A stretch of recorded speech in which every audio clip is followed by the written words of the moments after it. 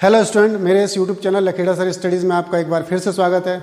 आज हम wave optics को स्टार्ट करने जा रहे हैं और वेव ऑप्टिक्स के अंदर हमारा आज का टॉपिक है न्यूटन्स कॉर्पस्कल थ्योरी।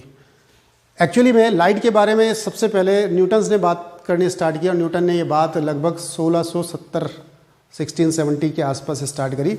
और न्यूटन ने बताया कि लाइट जो होती है वो बहुत छोटे छोटे पार्टिकल से, टाइनी पार्टिकल से मिलकर के बनी होती है और इन छोटे छोटे टाइनी पार्टिकल्स को हम कॉर्पस्कल्स कहते हैं। तो पहला पॉइंट तो यही बताया उसने, न्यूटन ने, ध्यान करेंगे, टाइनी पार्टिकल से मिलकर के बनी होती है जिन्हें कॉर्पस्कल्स कहते हैं, इस पर ध्यान रखिए, पहला पॉइंट। दूसरा, उन्होंने लाइट की स्पीड के बारे में बोला कि लाइट की स्पीड डेंसर मीडियम में ज़्यादा होती है और रेयरर मीडियम में कम होती है। हम आज जानते हैं कि लाइट की स्पीड डेंसर मीडियम में कम होती है, लेकिन न्यूटन ने ऐसा नहीं बोला था। न्यूटन ने ये बोला था कि जो कॉर्पस्कल्स होते हैं वो डेंसर मीडियम में बहुत तेज़ी से चलते हैं, इसलिए लाइट की स्पीड डेंसर मीडियम में ज़्यादा होती है।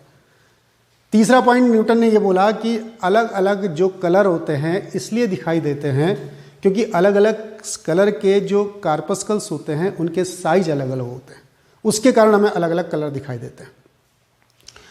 तो न्यूटन की थ्योरी के जब पॉइंट देख लेते हैं एक बार, बहुत ज़्यादा पॉइंट इंपॉर्टेंट है नहीं, पहला पॉइंट तो हमने इसमें बात बोल ही दिया। आप इस पर बहुत कॉन्सेंट्रेट करेंगे कि लाइट, इस पॉइंट के बारे में बहुत कॉन्सेंट्रेट करेंगे कि light is made of tiny particle is called corpuscles. तो ये लाइट छोटे छोटे पार्टिकल से मिलकर के बनी होती है जिन्हें कॉर्पस्कल्स कहते हैं। दूसरा पॉइंट जरा याद रखेंगे, ये वाला पॉइंट मैं ले रहा हूँ, लास्ट वाला पॉइंट देखिए, size of corpuscles of different colour are different.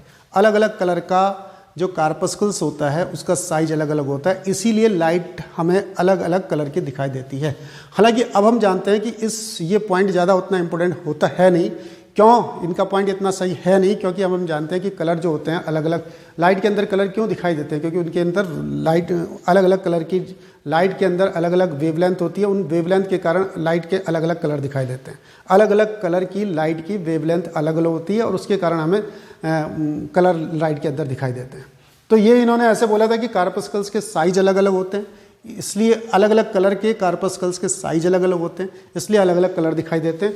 ये पॉइंट बोला था। और तीसरा पॉइंट ये जो बोला था उन्होंने, speed of corpuscles is higher in denser medium. मैं बार बार बोल रहा हूँ, इसको ध्यान रखेंगे, ये गलत पॉइंट था इन्होंने, इसी से यहाँ पर इसका फेलियर हो गया मेन पॉइंट, कि speed of corpuscles is higher in denser medium. और जब कॉर्पस्कल्स की स्पीड डेंसर मीडियम में ज़्यादा है तो लाइट की स्पीड भी डेंसर मीडियम में ज़्यादा है। और एक ये इन्होंने दिया यहाँ पर, ये कि corpuscles are massless particle which travel in straight line with different speed in different medium. ये तो ठीक ही है, अलग अलग मीडियम में कॉर्पस्कल्स की स्पीड अलग अलग होती होगी, इसलिए लाइट की स्पीड भी अलग अलग मीडियम में अलग अलग होती है। तो ये 3-4 पॉइंट है। फिर दोबारा से, लाइट टाइनी पार्टिकल से मिलकर के बनी होती है जिन्हें कॉर्पस्कल्स कहते हैं।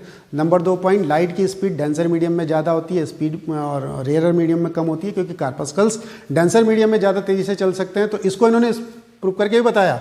इनसे पूछा गया कि डेंसर मीडियम में आप कैसे बोल रहे हैं कि लाइट की स्पीड ज़्यादा होती है?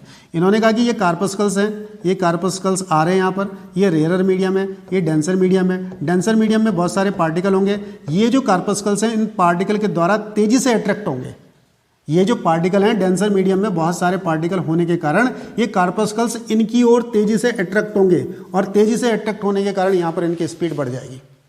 तो इसलिए इन्होंने कहा था कि डेंसर मीडियम में स्पीड ज़्यादा होती है, रेयरर मीडियम में स्पीड कम होती है। तो फिर दोबारा से पहला पॉइंट, टाइनी पार्टिकल किससे मिलकर के बने होते हैं? डेंसर मीडियम में कॉर्पस्कल्स की स्पीड ज़्यादा होती है, इसलिए लाइट की स्पीड ज़्यादा होती है।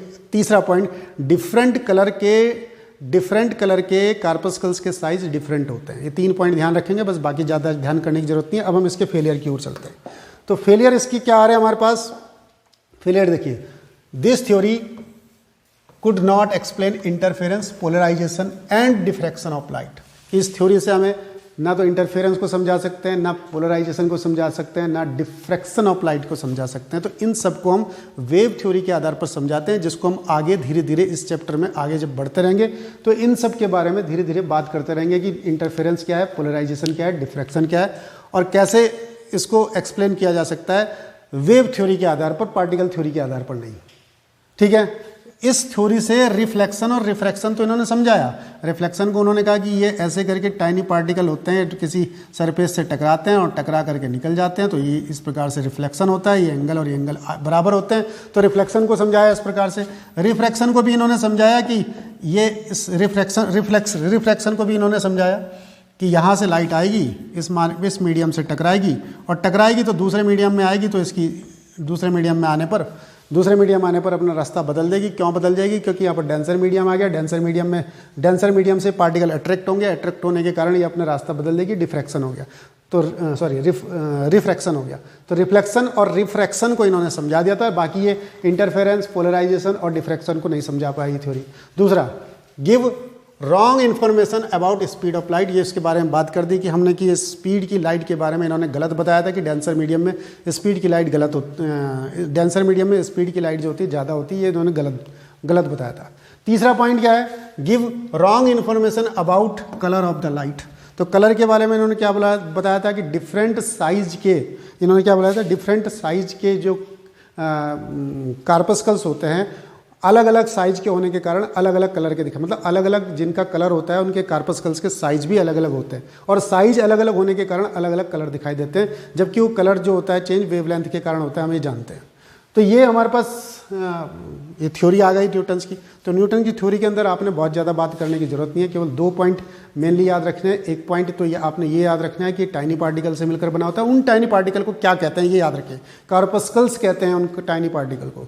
दूसरा पॉइंट आप ये याद रखेंगे, कार्पस्कल्स की स्पीड डेंसर मीडियम में ज़्यादा होती है, रेयरर मीडियम में कम होती है, इसीलिए डेंसर मीडियम में लाइट की स्पीड ज़्यादा होती है। तो 2 पॉइंट पर आप कॉन्सेंट्रेट करिए। तीसरा, साइज वाला आप ध्यान रखना चाहें, ध्यान रख लें कि अलग अलग कलर के कार्पस्कल्स जो होते हैं अलग अलग साइज के होते हैं। अब फेलियर भी आप याद रख लेंगे, इसके 3 फेलियर या 2 फेलियर जो भी बताना चाहे आप बता दिए। तो स्पीड वाला बता दिया कि रॉन्ग इन्फॉर्मेशन इन्होंने स्पीड के बारे में दिया, रॉन्ग और इन्फॉर्मेशन कलर के बारे में दिया, इंटरफेरेंस, डिफ्रैक्शन और पोलराइजेशन, इसको भी एक्सप्लेन करने में ये थ्योरी इनको एक्सप्लेन नहीं कर पाई।